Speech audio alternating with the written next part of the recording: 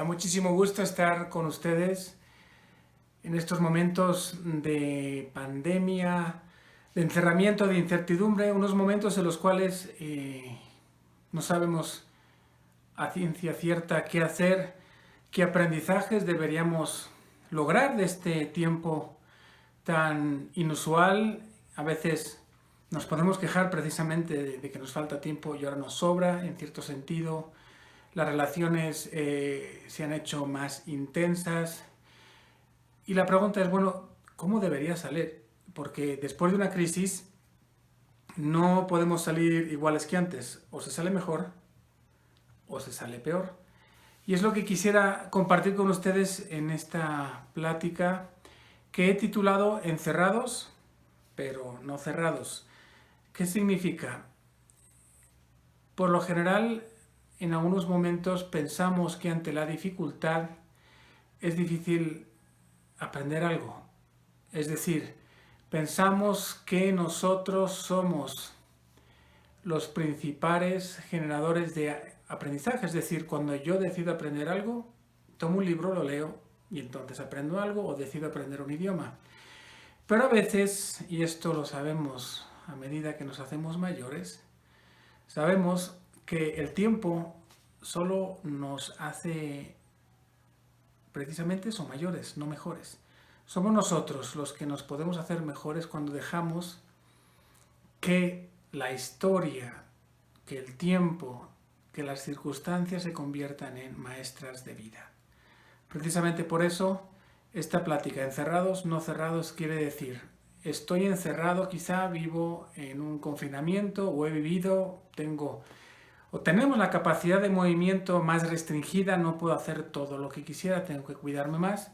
Pero esto no significa necesariamente que yo esté cerrado a la formación, al mensaje que Dios quiera decirme.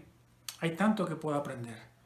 Es más, ahora debería poder rezar más, reflexionar más, dar un sentido a todo esto que nos está sucediendo. Por eso ahora vamos a ver estos 5 puntos, 5 lecciones que yo quisiera compartir con ustedes y que ojalá nos ayuden a sacar un fruto más grande, a aprovechar este periodo de incertidumbre para que esas certezas que tenemos que renovar en nuestra vida se conviertan también como en pilares por los cuales yo pueda seguir aprendiendo. En la prepa, en la que trabajé los últimos 3 años, tenemos 10 competencias que queremos formar, es decir, queremos que los chavos, cuando acaben la prepa, después de 3 años y en preparación para la universidad, tengan 10 competencias con las que puedan afrontar la vida. Podemos decir también nosotros cuáles son las competencias que quiero formar, es decir, cuáles son los frutos que yo quisiera alcanzar después de esta pandemia. Podemos poner nuestro nombre, María. Al final de esta pandemia deberá haber logrado una mayor capacidad de diálogo, deberá haber logrado una mayor capacidad de ver a Dios en las circunstancias, deberá haber logrado un hábito mejor de oración. Pensemos en la mente de Dios, que permite, subrayo, permite estas circunstancias. Bueno, en la oración preguntarnos cuáles son esas lecciones que Dios me quiere dar, cuáles son esas competencias con las que debería salir cuando se acabe esta pandemia. Aquí les voy a dar algunos aspectos, 5 lecciones, pero ustedes pueden luego aplicarlas y quizás pueden salir muchas más. Lo importante es que la formación permanente es algo de lo cual no podemos rehuir y la vida nos sigue enseñando. La formación permanente, hay un autor que la define como algo muy interesante. Dice, es la humildad de aprender la vida de la vida durante toda la vida. La humildad para aprender la vida de la vida durante toda la vida. La primera palabra que utiliza es humildad. Humildad de quien sabe que necesita, de quien está abierto, de quien no lo sabe todo y siempre puede aprender más. aprender la vida de la vida, y vaya si estamos aprendiendo ahora la vida de la vida, durante toda la vida, no solo durante la pandemia, pero ahora estamos hablando durante todo el tiempo que dure la pandemia, vamos a aprender, vamos a estar abiertos, encerrados, pero no cerrados. La primera lección que podríamos aprender y en la cual nos podemos medir, puede ser una de las competencias o de los frutos que queremos sacar, es reconocer que soy vulnerable. A medida que pasa el tiempo, ciertamente nos podemos ir haciendo mayores y claro, la misma naturaleza, el cuerpo nos va enseñando que a través de los dolores, pues ya no somos como antes. Pero en el interior de nuestro corazón a veces sí puede haber una actitud quizá de yo ya lo sé todo, yo no necesito de nadie.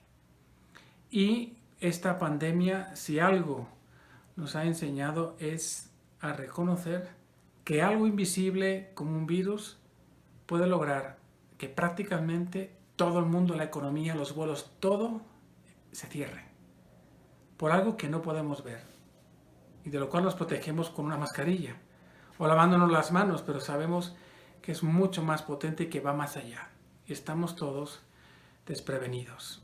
Aunque pongamos los medios, hay que reconocer que estamos desprevenidos. El Papa, en esa oración solitaria que hizo el 27 de marzo en la plaza de San Pedro, decía: la tempestad desenmascara nuestra vulnerabilidad y deja al descubierto esas falsas y superfluas seguridades con las que habíamos construido nuestras agendas, nuestros proyectos, rutinas y prioridades. Nos muestra cómo habíamos dejado dormido y abandonado al Señor. Interesante cómo habíamos construido nuestras agendas, nuestros proyectos, rutinas y prioridades en falsas y superfluas seguridades. Aquí ya, ante esta vulnerabilidad, podemos preguntarnos sobre qué seguridades he construido yo la vida, y esta pandemia ha tambaleado esas seguridades que yo tenía. ¿Cuáles siguen en pie y cuáles no? Aquí tienes una primera tarea que hacer en tu vida. Primer punto sería: estamos acostumbrados a controlar, planear, voy a hacer esto, tengo una agenda, tengo este trabajo. Tenemos una tendencia grande a producir, a consumir. Podemos preguntarnos, ¿es lo más importante en nuestra vida? ¿El hacer es más importante que el ser? ¿El tener es más importante que el ser? ¿Dónde ponemos todas nuestras energías? ¿En el tener, en el hacer o en el ser? Y en el fondo es que buscando más producir, más tener, más hacer, cubrimos la vulnerabilidad del ser, ese misterioso ser que llamamos hombre, que llamamos mujer, creado sí a imagen y semejanza de Dios, pero en el fondo vulnerable, porque sabemos que estamos como peregrinos en esta tierra. ¿Qué sentido doy a todo esto que estoy viviendo ahora? Ciertamente nos encontramos en una situación de desconcierto, de cambios, de incertidumbres, de no saber qué va a pasar. Aunque apenitas podamos ver la luz, aunque parezca que las vacunas ya se van acercando, sigue habiendo incertidumbre. Seguimos escuchando de personas que se contagian y la pregunta es, bueno, ¿me pasará a mí? Preguntémonos, ¿dónde está nuestro esfuerzo y trabajo sobre el ser, no sobre el tener o el hacer? Piensa en las metas que persigues, ¿cuáles son tus metas? Y si te enfermas, ¿qué pasa con esas metas? ¿Quedan a un lado? Lo único importante sería, ¿verdad?, recuperar la salud. Todos hemos tenido personas conocidas o familiares que han sufrido el coronavirus, incluso algunos han fallecido. Yo personalmente tuve una gran prueba cuando mi papá se puso enfermo, estuve en el hospital y yo pues a 5.000, 6.000 kilómetros de distancia sin poder hacer nada más que rezar y confiar en Dios. Qué momento de angustia, ¿verdad? Dios nos pide seguir confiando y preguntarnos cuáles son nuestras prioridades y nuestras seguridades, y lo hace a través de esa vulnerabilidad que todos hemos experimentado. Lo que buscamos en el mundo, nuestras metas, como decíamos, satisfacen realmente las necesidades más profundas de nuestra de nuestro corazón. Y es que esta pandemia tiene algo curioso, interesante, y es que no respeta nivel social, ni cultura, ni país, ni medios económicos, nada. Ante esta pandemia todos somos iguales. Esta vulnerabilidad tenemos que aprovecharla ¿cómo? Abriéndonos más todavía, con más esperanza a Dios. Un Dios que no nos deja y que nos guía a través de su providencia. Por eso preguntarnos en la oración, ¿qué es lo que Dios quiere de mí? ¿Qué es lo que Dios me está diciendo? Está diciendo a mi familia, está diciendo al ambiente donde yo trabajo. ¿Qué tengo que cambiar? ¿Qué tengo que mejorar? Y ciertamente una de esas es necesito ayuda, necesito del otro. El ser vulnerable me hace necesitar al otro, abrirme al otro. Por eso es importante como tarea, y aquí le dejo esta segunda tarea de este primer punto, volver sobre mi escala de valores y ver qué es lo importante en mi vida. Hacerse la pregunta, ¿por quién y para quién me levanto cada mañana? No porque suene la alarma o porque... No. ¿Cuál es el motivo profundo por el cual yo me levanto cada mañana? Ojalá esta respuesta se vaya transformando en acciones para que esta vulnerabilidad no se quede nada más en un periodo triste de nuestra historia, un 2020 que se fue, por así decirlo, en blanco. Sería triste si este 2020 fuera recordado como un año en blanco donde no hicimos nada, al revés. Fue un año donde aprendemos muchas lecciones. En segundo lugar, el segundo punto, la segunda lección que les invito a reflexionar sería dejar que esta vulnerabilidad me afecte. Es decir, está bien que me afecte en lo más profundo. Eso es lo que significa ser hombre, tener afectos, que pueda tocar mi corazón y que así tocando mi corazón me transforme. Hace poco tuve una reunión con matrimonios jóvenes, en virtual obviamente, era un grupo al que yo daba seguimiento cada mes y les hice esta pregunta. A lo largo de esta pandemia, ¿qué emociones has experimentado? Y estas fueron las respuestas que me dieron ellos, que creo que son interesantes y con las que quizá te puedas identificar. Miedo por la familia, por cómo lo están manejando. Yo puedo controlar a mi familia, pero mi familia más extensa, hay quienes toman la decisión de irse aquí, de salir, de no salir. Todo esto nos puede afectar desde también a quién recibimos, a quién no recibimos, si yo recibo a esta persona, con quién ha estado en contacto. Y así nos damos cuenta de que todos estamos relacionados, no es nada más yo no tengo coronavirus, he dado negativo, sí, pero ¿con quién has estado? Y entonces aprendemos a abrir el horizonte, mi familia y aquellos con los que se relacionan. Ansiedad, en casa bien, pero cuando escucho lo que está pasando fuera, entra una gran ansiedad.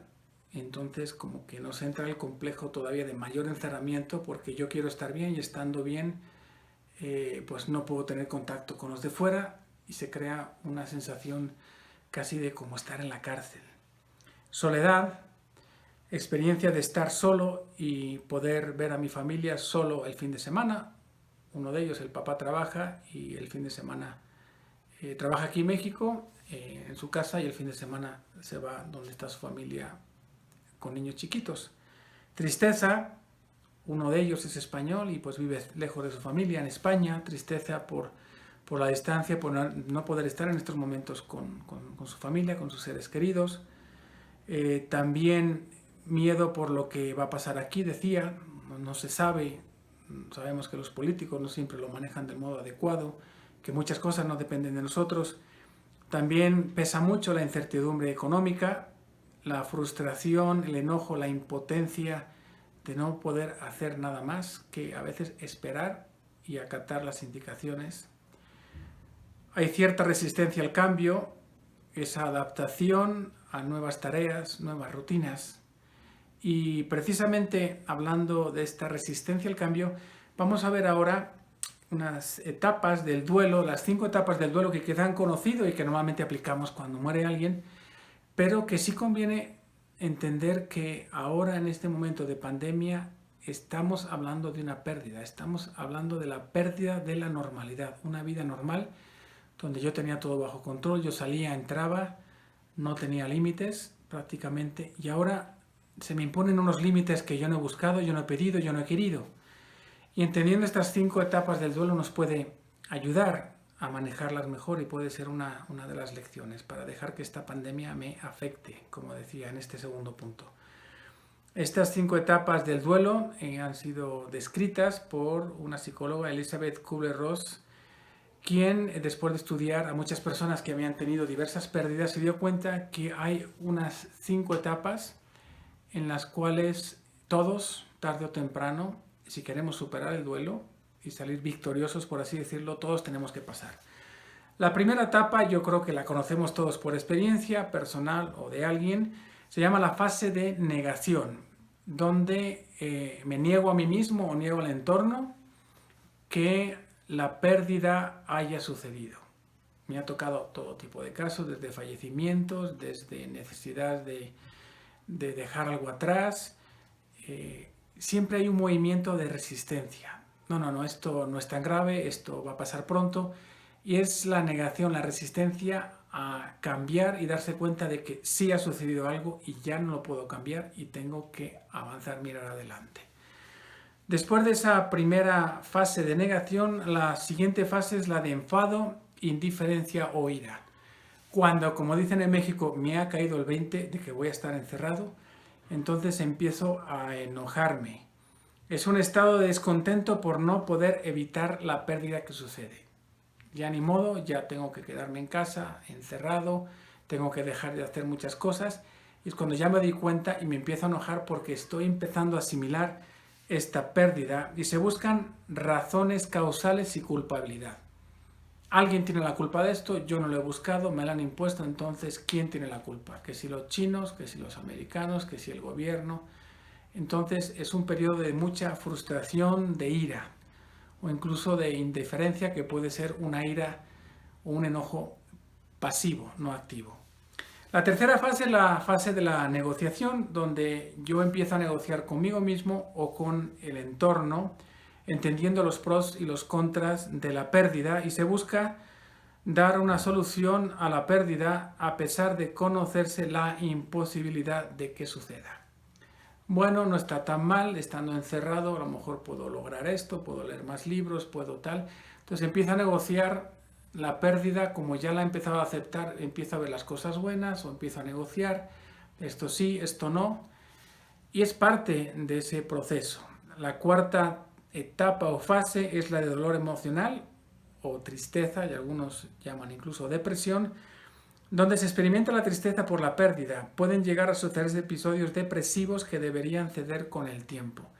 Es cuando ya el peso de esta pérdida, como que además de caerme el 20, ya he hecho la negociación, ya me he enojado y como que ahora sí ya me cae totalmente y empiezo a asimilar de verdad que esto ha sucedido y que no va a cambiar. Y la última fase, después de esta fase de tristeza o de depresión, es la fase de adaptación. Se asume que la pérdida es inevitable, supone un cambio de visión de la situación sin la pérdida, siempre teniendo en cuenta que no es lo mismo aceptar que olvidar. Esto sobre todo pensando en cuando alguien fallece. A veces sucede que cuando alguien fallece pensamos que el hacer todas estas 5 etapas del duelo, el aceptar que la persona ya no está, es dejarla de amar. Y no es cierto, es aprender a vivir, no en la memoria, sino en el corazón. Que esa persona deje de vivir en la memoria y aprenda y empiece a vivir en el corazón. Esa memoria que a veces nos da lata, entonces la pasamos al corazón, entonces esa persona empieza a dar un sentido a su vida, a su pérdida, y es cuando uno empieza a aprender de verdad las lecciones, porque ha asimilado de modo positivo todas estas pérdidas que ha tenido. ¿Qué tarea podría dejarles? Ver en qué etapa estoy de estas 5 etapas o fases, y también a la vez ser muy paciente, porque en una familia puede suceder que cada uno de los miembros esté en una etapa distinta, y por eso pienso los papás tienen que ser capaces de apoyar mucho a los hijos, porque a veces el que está más adelante tiene que retrasarse un poquito y tomar de la mano a aquellos que a lo mejor todavía están en la primera etapa, en la etapa de la negación. Y por eso a veces toda la convivencia se puede hacer muy complicada porque a lo mejor cada uno de los miembros está en una etapa distinta. Tercer lección. Importante recordar que Dios es providente. Es curioso, cuando uno habla con personas hay dos extremos, también hay una posición más centrada, pero uno de los extremos es aquellos que no alcanzan ver la mano de Dios, sea por defecto o por exceso. Es decir, Dios no es bueno, ¿cómo es posible que Dios haya permitido? O por exceso, donde dicen, y me ha sucedido, Padre, yo tengo mucha fe y a mí el coronavirus no me va a afectar. Y estos serían capaces de salir a la calle sin cubrebocas, sin lavarse las manos porque tienen mucha fe. Y yo les digo, mire señora, entiendo lo que me dice, pero el virus no tiene fe. Y no se va a poner delante de usted y le va a preguntar, oye, ¿usted es católica o no? Si es católica, no le entro. No funciona así. Y es importante recordar que el cristianismo está llamado a vivir la providencia divina, pero también, y esto es importante, a insertarse en esa providencia divina. ¿Qué significa? Que la providencia divina actúa por causas segundas. Dios pone en movimiento a la creación y esa es la causa primera. Dios, creador, y pone a la creación en marcha a través de unas leyes y luego son las causas segundas las que van actuando. Por así decirlo, nosotros nos convertimos en causas segundas. Es decir, si yo, por ejemplo, rezo para que, no sé, un hijo se case y tenga una buena novia, una buena esposa. Bueno, pues yo puedo rezar, pero para que eso suceda, tiene que haber una niña buena, una niña que conozca a mi hijo y que se enamoren. Esa es una causa segunda. Entonces, también nosotros podemos pedir que se acabe la pobreza, que se acabe esto, que se acabe la pandemia, pero para que se acabe la pandemia necesitamos gente que obedezca, doctores que estudien y logren la vacuna, que haya enfermeros, médicos, que los políticos tomen las decisiones correctas. Es decir, no hace falta nada más confiar en la providencia como un ente que está ahí arriba, sino que yo también me tengo que insertar y preguntarme cómo puedo yo ser providencia para los demás. Y estando encerrados en casa, esto es esencial. Yo puedo pedir mucho por mi esposo, por mis hijos, pero yo también tengo que ser parte de esa oración.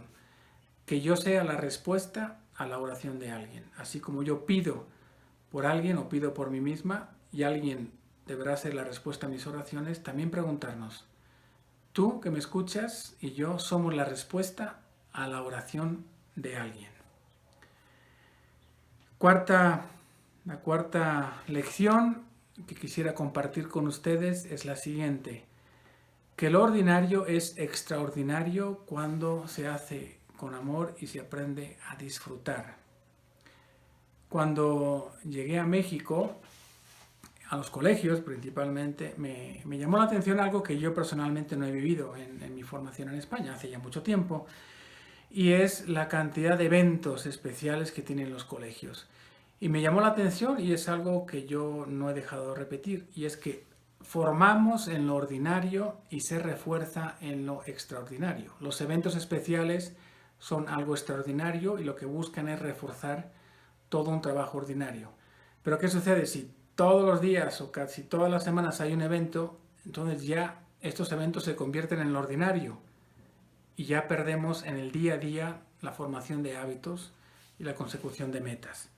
Pues también nos ha sucedido que lo extraordinario era a lo mejor tener una comida todos juntos el domingo, y ahora eso que es extraordinario, que antes vivíamos de modo extraordinario, se ha convertido en lo ordinario. Entonces, que el ordinario ahora, el hecho de estar todos juntos en casa, puede ser algo extraordinario si lo hacemos con amor y lo aprovechamos.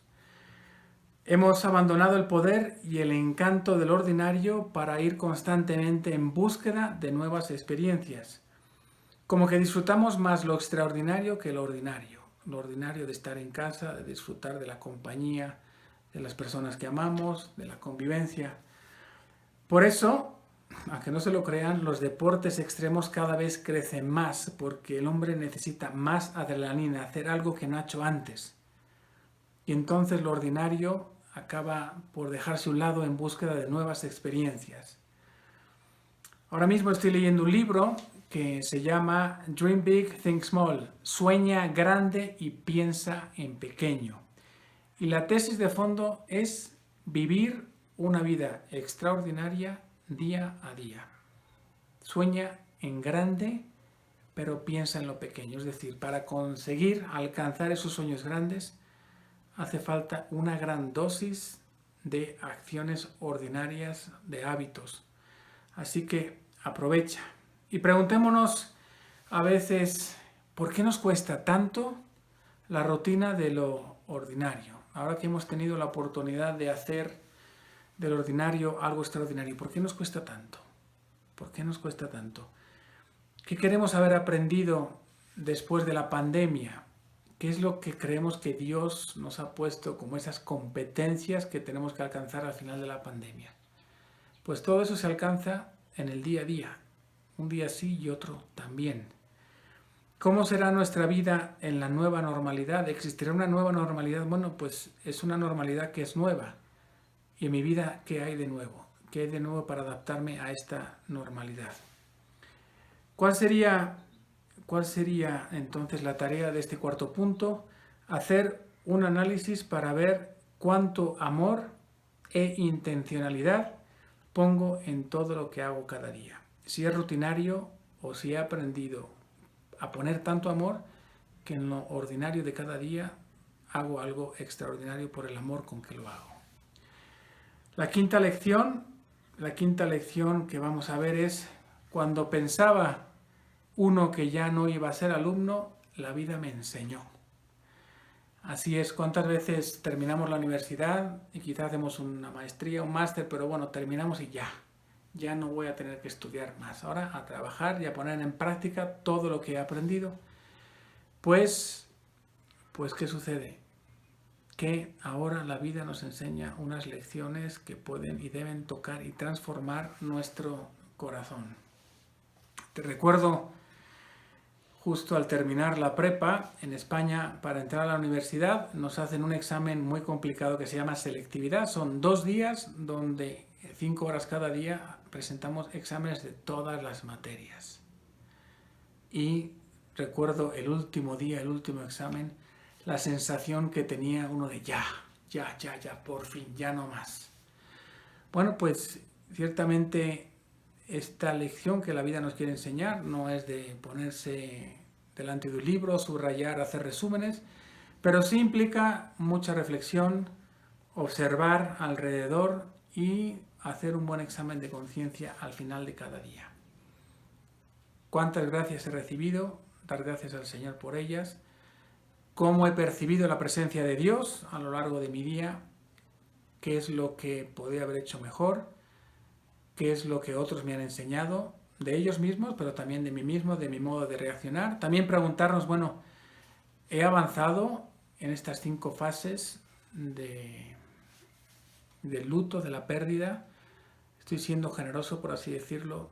¿Cuántas lecciones estoy aprendiendo en este día? Y al final, dejarme acompañar por Jesús para ver cómo he caminado este día a lo largo de las horas, si me he dejado acompañar por Él, cuáles son los motivos de alegría de este día, por qué me he alegrado y por qué me he entristecido, porque así sabré realmente qué es lo que está al centro de mi corazón. Hay que reconocer que siempre hay un deseo de ser mayores, de dejar de aprender para comenzar a enseñar. Y yo siempre se lo he dicho a los maestros en la prepa, cuando les doy una plática a los maestros, les digo, ustedes son los peores alumnos, y se ríen. Y saben que es verdad porque se quejan de los alumnos, pero cuando a ustedes les toca ser alumnos, no hay peor alumno que un maestro. Pues también nosotros en cierto sentido nos hemos podido convertir en maestros de la vida, ya lo sabemos todo, tenemos hijos, incluso podemos tener nietos, pero ahora la vida, Dios, la pandemia nos está pidiendo que seamos nuevamente alumnos. Y para eso, como decía al inicio, está esa definición de la formación permanente, que es la humildad de aprender la vida de la vida durante toda la vida, no solo hasta que terminen los estudios. ¿Cuáles serían entonces algunos aprendizajes de esta pandemia? Aquí les voy a dar algunos aprendizajes que pude ver con este grupo de matrimonios jóvenes. Quizá les ayude también para anotar y hacer una lista y quizá ponérselo como meta. Me decían, la habilidad para vivir con menos. Te das cuenta de que el 90% de las cosas no son necesarias. Valorar más la familia, el estar más unidos con los hijos, el estar todo el tiempo en casa, aprender a trabajar en casa, el teletrabajo, enfocarse en lo esencial, muchas cosas pasan a un segundo plano, valorar más lo que hacen los demás, por ejemplo, las maestras de los niños chiquitos en preescolar, ahora que muchas mamás pues tienen que lidiar con los hijos en casa todo el día, aprenden a valorar más. Convivencia en pareja que va mejorando, respetando los espacios, también mayor cercanía a la familia y a los amigos a través de otros medios. Ahora hay tiempo para todos y uno se organiza. Alguno me decía, me gustaría cambiar algo de la rutina cuando regrese a la normalidad, aprender a encontrar un balance entre trabajo y familia. También decía que la pandemia le ha ayudado a hacerle más fuerte, conocer más a su pareja, abandonarse más a Dios y a María, ponerse en manos de otro, del otro con mayúscula. En realidad, me decían, no tenemos control de nada. También aprender a disfrutar el salario emocional, el home office, valorar esto también, ser más proactivo y ser positivo. Y me decían, por último, aprendes que las cosas simples que has dado por supuesto son las más importantes.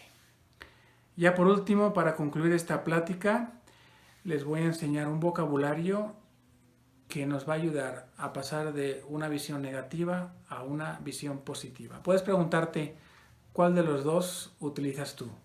¿Encerrado o protegido? ¿Confinado o estoy salvando vidas? ¿Fin del mundo o inicio de un nuevo mundo? ¿Desgracia o oportunidad de cambio?